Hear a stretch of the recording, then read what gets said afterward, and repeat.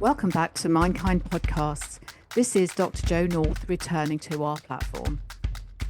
Mindkind continues to be a reflective space for anyone who wants to stay sane in our demanding world. Our intention is to inspire, motivate and inform people of all ages interested in mental health and well-being. I'll be drawing on 35 years of practice as a psychotherapist, and we'll be looking at research and therapy along the way and talking with other experts in the field so we can draw on their skill. If something affects the mind, we'll be talking about it. So let's get on with today's podcast.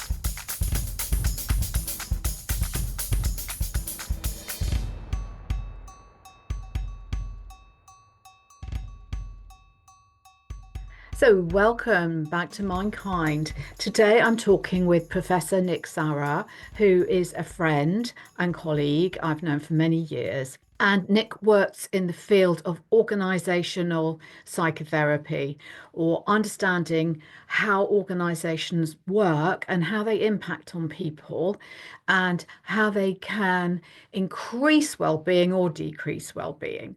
So Nick is a consultant in the National Health Service in the UK, and he's been engaged primarily in supporting healthcare staff, particularly teams, and very much to get better experiences of their working environment, increasing their practice, and after complex and traumatic events. Nick works privately as a consultant, and he's supported many groups in many different organisations to sit in a reflective space and think about what they're doing together, how that works, and how that could be improved. So Nick, I know, has also worked as a mediator in his extensive career in the UK, Europe, and America. And he's been involved in a number of post-conflict situations as a mediator, notably in the South Sudan and in the Beslan hostage-taking crisis in Ossetia. So it's absolutely brilliant to have him with us today. And the sort of titles that have come up in our conversation include particularly looking at dominant patterns in organisations and how organisations work as they do and behave as they do. And if you think about it, organisations pervade our whole life. When we're little, we go to an organisation called a nursery school. We go to a preschool, we go to school, and these are all structures run that affect and influence the development and minds of children, and then, of course, adults when they're at work. We can't actually escape organisations. We are group creatures. And of course, we're also individuals, and we have a lot of focus on individuality. But how we function in a group does matter. And there's no way of escaping that at some stage in your life, you are going to come up against a group of people working and thinking together. Okay, so just to say that Nick also describes himself as an ethnographer. And I think that's really important because ethnography is a form of research whereby the researcher immerses themselves in the experience that they're looking at. So Nick has taken, I know, a lot of his personal time to immerse himself in groups of people in order to understand more about how they work. So anything from cults to political groups to commercial groups, he will have been there, probably unnoticed, exploring and researching what is going on. So he's really, really dug into his area of expertise. So some of the things that we'll be talking about are what happens, for example, when someone is scapegoated within a group. We will be talking about power dynamics within groups and how they impact on people for good or bad. And we will be talking about matters such as unconscious bias, your identity within a group, and particularly the need for people to feel physically safe, but emotionally and psychologically safe when they're working within a group environment. And I think that for anyone who has had the experience of being scapegoated in a group, this will be particularly interesting. And we unpick that and what actually is going on with scapegoating. We all need to understand that. And we looked at the use of acronyms. So, for example, BBC stands for British Broadcasting Corporation. So we look at how people use acronyms as a way to talk amongst themselves within an organisation and how that doesn't necessarily serve their community or the service users that they're looking after. So all of these things are really important, and digging into detail and giving people the time and opportunity to unfold and reflect. We also look at how we arrive at some kind of truth in this day and age. And we discussed how 50 years ago that might have been a lot easier because there was only one truth. And that was probably what you read in the newspaper or what was broadcast to you, perhaps books if you were studying something. But in this day and age, we have, of course, the impact of social media and the influence of many, many perspectives. And as a group, you might wonder how on earth we arrive at a set of values or a set of structures that are going to be functional and work for us. It's a really complicated matter. Nick has great faith in groups of people, and he thinks that they are opportunities to work creatively together, given half a chance to think. And so I'm absolutely delighted to welcome him today. Nick, welcome. We're thinking, Nick, about what impacts on the mind and what impacts on people's lives and affects people's well-being and mental health. And with your expertise in thinking about groups and group analysis and years of experience, I wonder what you think it's important for people to understand about working in groups and public authorities in terms of mental health and well-being. I think it's often quite an overlooked area in organisations, institutions, that people have to take seriously what's occurring between them as opposed to where they should be arriving at or where they should be trying to get to. So there's often a reluctance to examine seriously the emergent dynamics of the workforce in these places as they happen on a day-to-day basis. So I like to think that the kind of work that I've done over the years tries to make a contribution in that field, tries to take seriously people's everyday experience of being at work. And in relation to that, I think I probably wouldn't want to differentiate mind and body. So that when people come to work, they come with a body mind, if you like. They're interacting with others and they're sensitive to particular issues which occur. And the issues which tend to occur often revolve around feelings of identity, feelings of safety, feelings of recognition, possibilities of exclusion and inclusion, how they're positioned with others. All of these facets of organizational life are understood, but not always taken up or actively engaged with by the workforce. Sometimes they're even avoided. And they may be avoided for good reason. So some people, for example, Matt Salverson has written about what he calls functional stupidity in organizations, which is basically saying that there are limited possibilities for being able to think things through, limited possibilities for reflexivity, because things have to get done. So organizations find ways of coping with the day-to-day decisions and the prerogatives and imperatives of organizational life. Therefore, we can't think about everything. There's something in that, but that is probably always the case that we can think about things a bit more. And there are certainly times when we can think about things a lot more.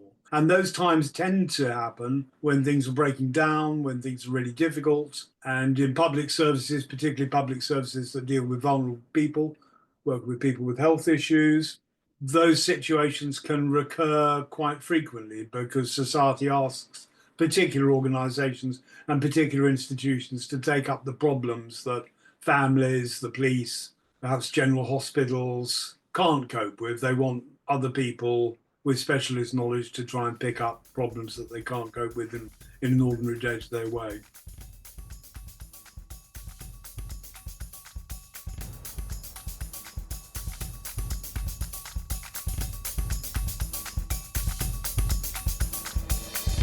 I think that's a really good introduction for people, and I think that from my perspective, you're a group psychotherapist in that you work consistently with groups of people, and I tend to work with individuals, but I meet a lot of people on their knees through the impact of institutions that aren't thinking very well. And I think that we're surprised that young people perhaps don't want to join institutions or feel difficult about going to work these days, but it doesn't surprise me at all. I think we aren't sensitive enough. We certainly don't hold the body mind in our minds. And people end up quite harmed by the functioning of these organizations. And I find it quite shocking. And I'm sure that you understand that very well. So how do you go about then helping organizations to think? What is it that you do to achieve that? Obviously, it's a complex issue about how to engage with organizations when things are becoming difficult or when things need to be thought about. The first step really is there needs to be some willingness for people to think about something in the first place. And those decisions to think about things often require some authority or people with influence in the organization to be able to create the potential for something to happen. So very often it's the case that somebody might like something to change, or subgroup or some element of an organization might like things to happen, but it's very difficult to negotiate because there isn't the will or the overarching authority to legitimize that kind of process. So my experience is often when things have got pretty awful that people like myself are required to try and help out. But it does happen on a fairly regular basis. I would say in my life that I've been asked to intervene because people don't know quite how to move forward with a particular situation. So, what I will try to do in those positions is to create a space where some kind of new possibilities of action might occur. So, the way I think about it, or tend to think about it, is that it's a question of how we can come to validate and see talking together as a kind of action in its own right. So that people will often say things like, what's the point of sitting down and talking when we have so many things to do and nothing comes out of it? But I would say processes of dialogue, which is what I think I'm referring to here, are a form of action in themselves. They're unpredictable, but they do generate the possibility that something can occur which otherwise hasn't occurred before. So I try to create spaces in which I perhaps can start to think about what kind of voices are being heard and what kind of voices are being excluded. There are usually dominant patterns in institutions about who gets to be heard and who doesn't get to be heard. And often those forms of covert or sometimes formal hierarchical dispositions of the organization create particular kinds of power relationship, which can become in time unhelpful and can get in the way of people achieving what they wish to achieve together. So I think if we can create spaces where we can bring people together and we can start to examine the situation in hand and start to engage with the emergent issues as they show up in the situation that we're in, we then perhaps can generate some kind of hope that there's a way forward. And sometimes there is. Could you give us some examples?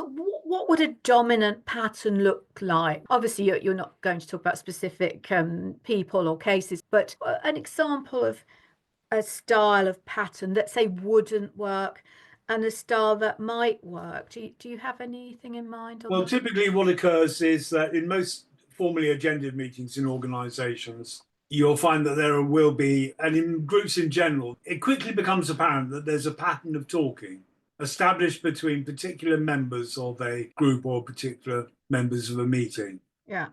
from which some people are excluded or some people are unable to find a voice for one reason or another. So in normal organizational situations where there's a strict agenda with perhaps the chair has a particular prerogative in trying to get somewhere and trying to achieve particular actions and achieve particular tasks, it may not suit him or her to advance the views of a wider group.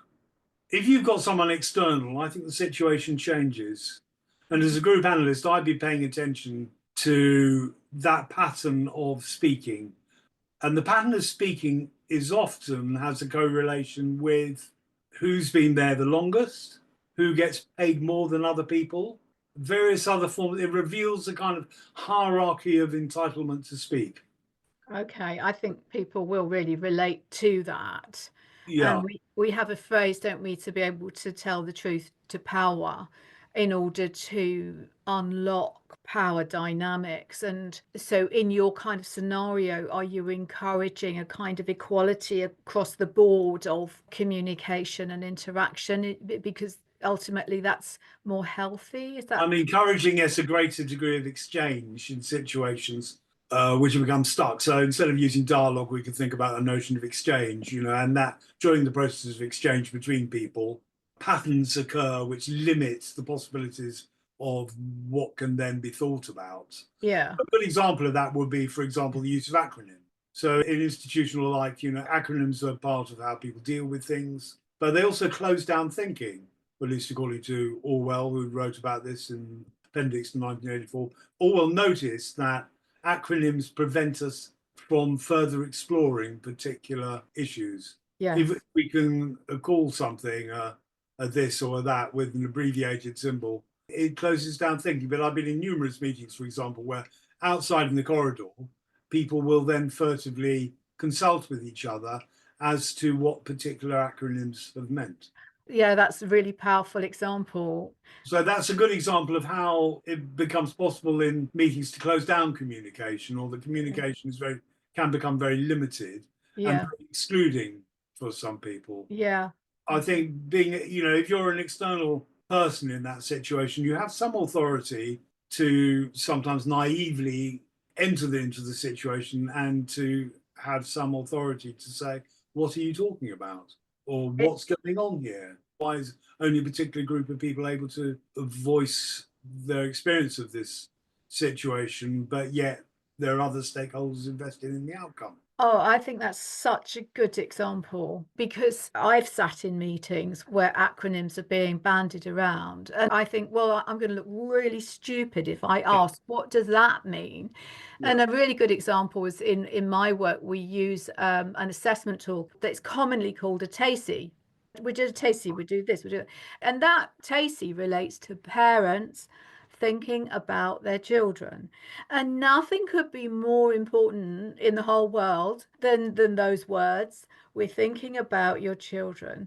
And yet we bandy around, oh, we'll do a tasty, we'll do this. And that would be my example of how parents might hear that and think, what on earth am I supposed to be doing? So I think it's a really powerful example. It speaks to me about, in those situations, how do we make thoughts possible? And people can only have thoughts if they're possible to think. Yeah. And Yeah. sometimes we have to create spaces where it becomes more possible to have thoughts, to open up the possibility that some thoughts become permissible or thinkable about. So, what we don't want in a lot of organizational situations is where problems get located with a particular subgroup who then becomes scapegoated, for example, and it becomes very difficult and possibly dysfunctional for people to achieve what they're trying to achieve, Yeah. And harmful, I and guess. potentially harmful. Yeah. Scapegoating processes are something that I would certainly be paying attention to in those situations, Yeah. Yeah. and trying to work out what the function of a particular scapegoating dynamic might mean, because scapegoating does have a function for the group. So it would be really helpful, I'm sure, for you to just expand on that for people. So as a group analyst, you understand that scapegoating has a purpose. Can you explain that for But people? I'm interested in scapegoating dynamics in groups because they're so omnipresent. I think the function is often to locate the problem in a particular individual or a particular subgroup with the aim of coalescing a core group at the expense of creating an outsider. So if we have a scapegoat, if we're in a situation where things are difficult, where there may be perhaps a lot of competition, a lot of rivalry, and that may occur in the face of restructuring processes or retendering processes or takeover situations or situations where things are up in the air and people have to realign their relationships and their jobs may be at risk, which is quite common in organizations. In those situations, there's a lot of covert competition. And what I think quite frequently can occur is that the group will deal with the feelings of rivalry by locating problems in individuals or in subgroups. And then everyone can feel safe. They can feel they understand where the difficulty and the badness lies, and they can then try to extract or expel or evacuate the perceived difficulty. And the problem, as we probably both know, is that it may not solve the issue at all. You may get rid of people, but the same theme may then re-emerge in a very similar way between the people who are there. Yeah. There's a So common dynamic in it's a very common dynamic. I think it's a very common dynamic in families. yeah, Yeah, yeah. I'm going on soon to talk with someone about family therapy, and I think it's a very convenient. It's like the sort of, well, we'll put that one in the waste bin, which is the scapegoat. Yeah, yeah. We'll locate that in the waste bin. Now you've brought up the question of families, I think I would say that it's always important to have in mind that there are social dynamics that belong outside of the organization in a workplace situation. So that, in meetings and so forth, or in corridors or offices, they haven't invented themselves when they come into work. They bring with them an idiosyncratic history that gets played out in relation to others they encounter in the workplace. So we all carry our primary developmental experiences with us, and those will include familial experiences or lack of familial experiences sometimes. And people's reactions to their managers, their colleagues, often are related to sibling relationships that they've experienced or parental relationships. We know that managers often get a lot of transferential issues, for example, in terms of parental projection and so forth. Colleagues may receive sibling projections, etc. These are what might be called unconscious processes that we're not fully aware of, but which nonetheless are active because we're pattern forming creatures and we can't completely reinvent ourselves. We carry those habituated dispositions and attitudes and ideas and patterns. We carry them with us wherever we go. We can call them unconscious processes that then get played out. Well, we can. How complicated is that? In that you have an organization with a structure, and everyone comes into that organization with a family story. And I would have thought it was safe to say that to a large extent, everyone's history does get played out. There is always a playing out of that. Yeah. And that goes into the mix. Yes. So And it's a dynamic interaction of what has occurred with what is being co-created in the living presence of being yeah. with other people. Yeah. So how would you help someone if you were sitting in a group and someone was clearly the scapegoat? How would you help people be mindful of that then? How would you help? What do you think you would be doing in a group of that kind? Well, let's say Jane is being scapegoated for being rubbish at what she's doing and not understanding the situation, being a dinosaur, being stuck in the past, not wanting to change with new practices. This is the kind of conversation that might occur in a contemporary organization. So Jane becomes a problem. She's holding everything up. She's not contributing. Perhaps she's off sick quite a lot as well. Mm. So what I would be trying to do is I would be thinking, well, what's the Jane in everyone here? What are the qualities that people are ascribing to Jane? And I wouldn't be saying there's no smoke without fire or that Jane doesn't have something to think about, but Jane may be also a vehicle for a lot of projection. And a lot of projection that may not entirely belong to her. So in group analytic terms, we call this concept location. So I would say that a particular issues are being located with Jane, and then my task would be to try and relocate them with the wider group to see if they have the capacity to work on some of the issues that they were just purely describing to Jane. Do they ever feel viable? Have they had experiences of being off sick? Do they find it a struggle sometimes to acclimatize to change, to lose their sense of identity when they have to take on new ways of working, to feel threatened in particular situations? I'd be thinking of all those kinds of things. I'd be thinking of all this, and then sometimes I might give voice to it, Yeah, yeah. depending on the timing and the Yeah. And possibilities. and and and do you find people are amenable to be invited to think about how they might be doing that? I mean, obviously you've got a lot of skill in achieving that, but I imagine there might be, I don't know, but would there be times when people might resist thinking like that and that you have to manage that kind of scenario? Yeah, so that's a very good point. So there's often resistance in these processes Mm.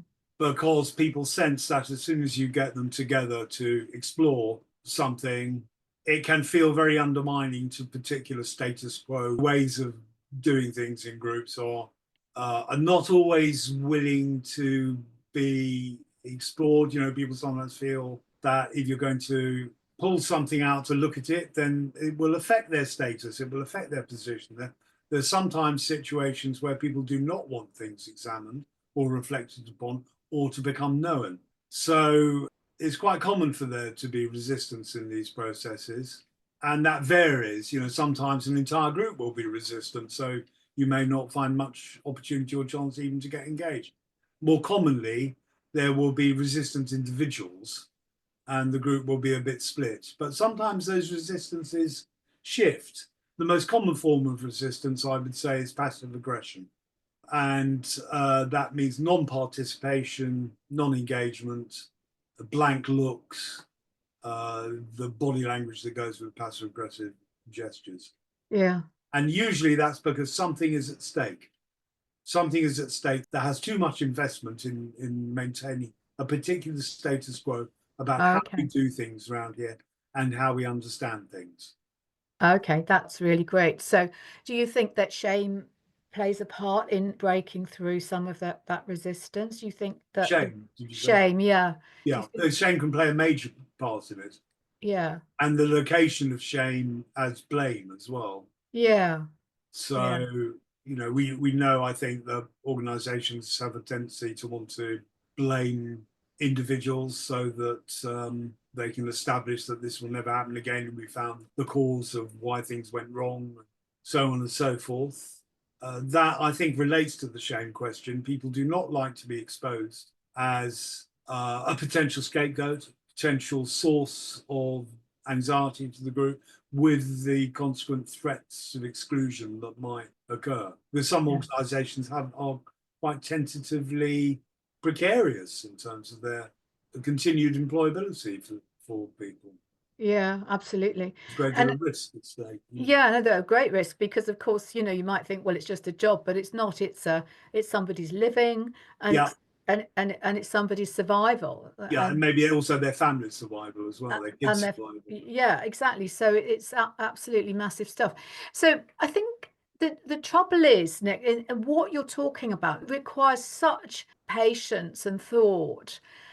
And on the whole, we tend to want to sort of simplify things down to a very sort of easy to understand. For example, I'll give you an example.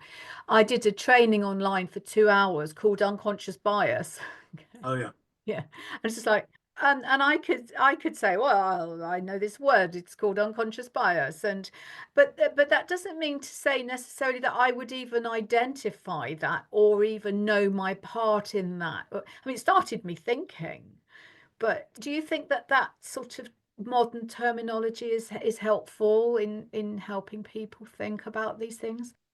it can be helpful, but it can also prove unhelpful if it reaches its limit in how we can progress our thinking. Yeah. So it's also a question of being culture as dynamic in an organization. That, organizations often have this fantasy that they're going to arrive in the promised land, a sort of religiosity of purpose where it can sound quite utopian. And that once we've sorted out these problems, everything's going to be fine. But culture in organizations is continually dynamic and continually shifting. And with that, people always are needing to adjust and to think anew about who they are and how they're finding themselves in those situations. Yeah. Those processes are usually unconscious. They're also political, it's highly politicized. And when I say political, I think I mean that to take up politics with a small p rather than a big P, the everyday power relating and status relating and positional relating that goes on in workplaces that is part of being very much part of being human. So politics in that kind of way, but there's an intense politics at stake in all organizational life. Yeah, I mean, a really good example of instant impact would be that the Chancellor has just put up the rate of national insurance that organisations have to pay, Yeah, starting, I think, very soon, which means that a lot of organisations, as a direct line to that, are going to have to probably get rid of people. yeah, So yeah. that's I don't know whether that's politics with a small p or a big P, but it's politics impacting on organizations that's gonna Well, I deeply, think what you're describing is politics with the big P becoming necessarily politics with the small p. So yeah, yeah, at the end of the day, we live in a world, we use abstractions quite a lot, don't we, in organizational life? We talk about things in very abstract ways, targets and so on and so forth, and values. And of course, it's necessary to talk in abstractions, and they can mean something, but it's different from what actually happens.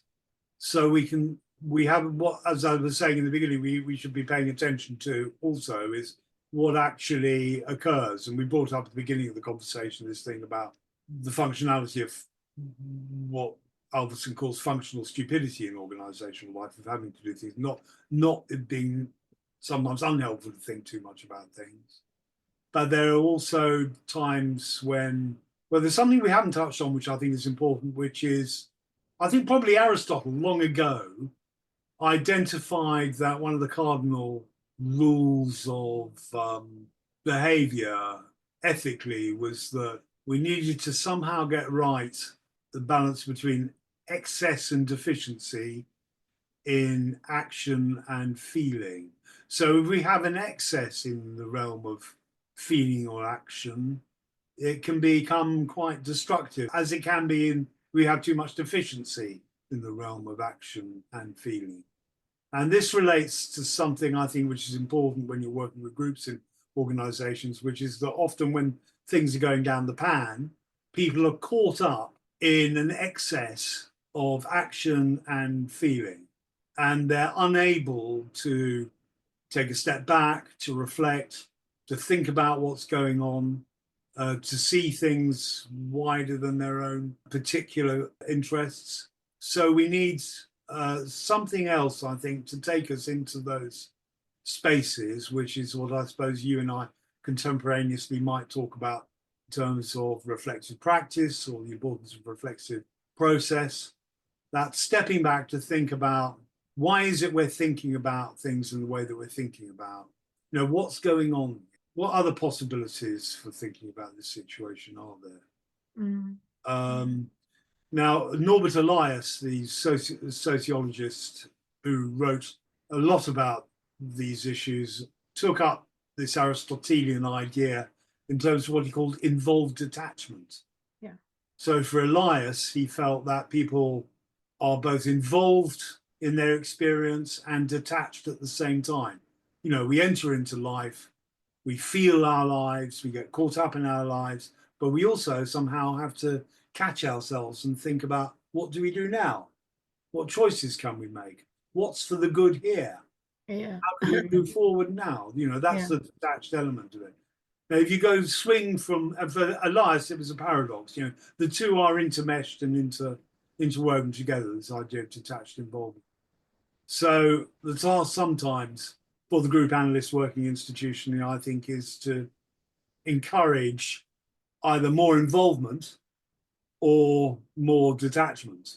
mm, And it could be either one. People can be very completely detached, completely thinking in the abstract, completely removed from any visceral experience, completely out of touch with their bodies, or they're completely caught up in it and shouting at each other and slamming doors and storming out of rooms and things.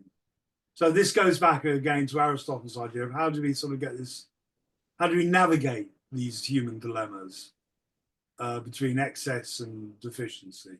yeah, absolutely. I think, and stemming right from, say, for example, if we're thinking of, say, the schools that our children are educated in, and Yeah, our college systems, and our work systems, our training systems, our public body systems. yeah, There is such a lot to think about. mm. I'm a psychotherapist. I'm very interested in thought and feeling, but there are times when a good, healthy stoicism works very well in life. Yes, Sort of yeah, a, yeah, a bit of taking a little bit on the chin and learning the skills to be able to do that sometimes. yeah, yeah, sure. Not obviously not abuse, but and we're all the time trying to find that balance between action, feeling, and thought, and also knowing when to just stop.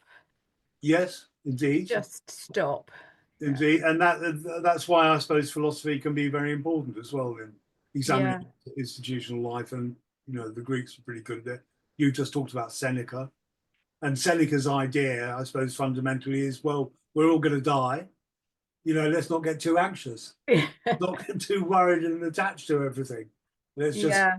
take it on the chin and realize this is part of what's going to happen to us. We're mortal. We are going to deteriorate. It could happen at any point.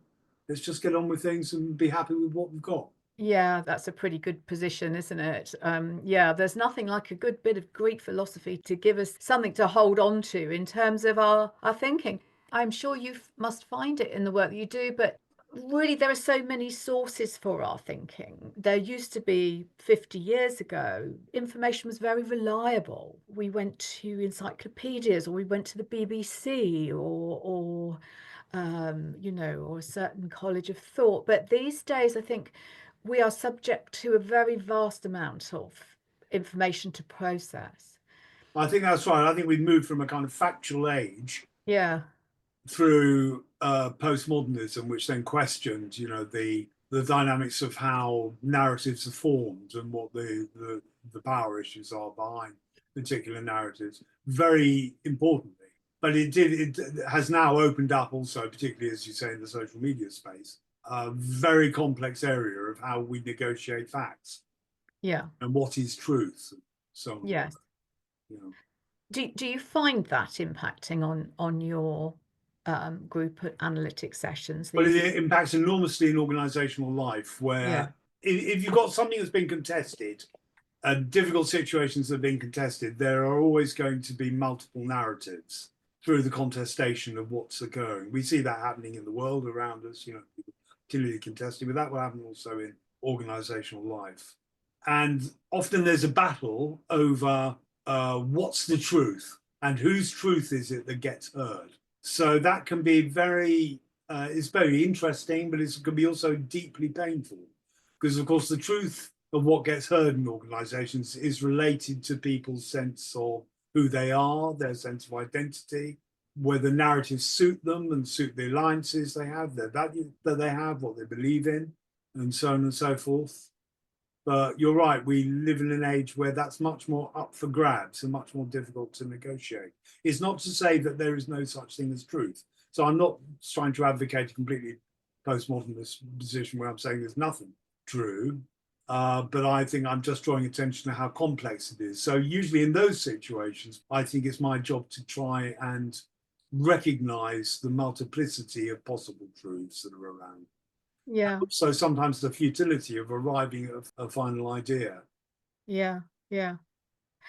I know that many years ago, I think it was probably 20 years ago, I remember you saying to me, oh, you know what? Groups can be safe places where people will, or words to this effect, Nick, this is me remembering you from a long time ago, but they're on the whole, they're safe places where people will find creative solutions to difficult problems. Does that still hold true, or something like that still hold true for you in your work? Well, I think, yes, it does, but there's a caveat to it, which is they can also be very destructive places where people Yeah, annihilate and exclude each other. But the other paradoxical element of it is that sometimes the best work a group does is when they reach a point where they are really having it out and everything's sort of come out on the table and they're thrashing about and full of all kinds of annihilatory problems, but they get through it. So the challenge and task with a lot of groups is, can people survive their relationships and stay in relationship through the airing of difference and the encountering of differences? yeah. And if they can, then it can be very, very productive and very powerful. Yeah, absolutely. And I know even now, although I mean, I know that you worked in many public institutions in the United Kingdom, and although you're retired, your work continues, and you work across the globe in group analysis. Um, it seems to be that there's ever more demand for people to have opportunities to think in a safe space, basically. Well, I think fundamentally we can't escape from being group creatures. We sometimes, and especially since the Enlightenment, perhaps, we've cultivated this sort of fantasy of hyper individualism where we can somehow survive as individuals and that our needs as individuals are paramount. Now, I'm not trying to downplay the importance of the individual with, one's own body and one's skin and one's own individual needs for this and that. But we can't survive without other people. We're interdependent always on what's going on in the environment around us, both with each other, other human beings around us, and also, environmentally as well. And that has become more global as time's gone on. That obviously impacts organizational life as well. Organizations used to be generally local or national, and increasingly they're global or multinational. And do you think that's helpful? Do you think that's a helpful thing for the evolution of the human race? I mean, I do. I think that if we think together, we're probably safer. Well, I think it's helpful if we think together we're safer. It's one of the things I think I am critical of is the way we tend to dichotomize a lot, so things become helpful or unhelpful, good or bad, successful or unsuccessful, whereas usually they're quite complex and dynamic and things can change. What can be really unhelpful suddenly becomes amazing. What has been amazing suddenly becomes really unhelpful. So it's a complex, dynamic situation. Which we dichotomize to be clear and know where we are and whatever, but the reality is it's usually very complex. I really like the way that you represent that to people. Certainly to me, that just like it never stops. It's always going to be a continuing, evolving scenario, whereas someone like me wants to put everything in a nice neat box and pop it on the shelf and say we've done that. But in reality, life isn't like that, and you're very much. Well, I think we reach temporary harbours, don't we? We get which are good enough. Sometimes sustained periods of time. Where we are both kind of reiterating things all the time. Our bodies from one generation look the same or very self-similar, but over the eons, everything is changing. And sometimes things change very rapidly. So change isn't necessarily gradual or incremental. It can be also very rapid. We can get a major volcanic eruption or something like that, and everything changes, or we get major political events, changes of regime and so forth in national, international situations can make massive differences. Suddenly what becomes possible for people to both think about and do. I think that's a great note for us to wind up. Any last thoughts you want to put in there, Nick? I'm very grateful for you talking to me today, Jo. It's been a great pleasure. Thank you. I think it's a joy to talk about. It's a pleasure. Thank you. I think everything you've had to say will be fascinating to a lot of people, and I'm not forgetting that this isn't just a UK podcast. It's a global podcast, so it will be going out to a lot of people. And so grateful for your time. Thank you for listening. Check out the next episode on our platform. Don't forget, I'm a Doctor of Psychotherapy, not medicine or clinical psychology. My expertise lies in the field of applied psychology through psychotherapeutic models of practice. This podcast is not intended for diagnosis or treatment of any kind. If you are concerned about your mental health, do consult your doctor, who will guide you. If you are ever in a mental health crisis within the UK, dial 999. In all other parts of the world, check your mental health facilities or turn to someone who will support you.